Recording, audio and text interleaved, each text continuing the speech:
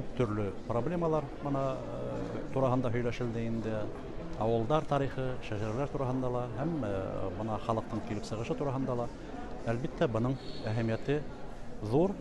Беренчедән, икенчедән, бана бу хәзер безнең крайда өйрәнүчеләрне, Тауган якта өйрәнүчеләрне берләштерергә лә ярдәм итә. Бана бүгенге ошо форумда булган кайһы бер районнардан, калалардан килүчеләр, улар үзләренең инициатива буенча килгәннәр инде. Сакыру булмаһа ла, үзләре хорап килгәннәр. Чөнки уларда әлеге көндә бана ошо безнең Тауган якта өйрәнүчеләрнең оешмаһы уларда әле эшләмәйде, юк. Бана улар үзләре теләп килделәр, үзләре хорап килделәр һәм үзләре өчен күп нәмә алгандыр дип уйлыйм инде. Бана безнең өчен дә бик әһәмиятле.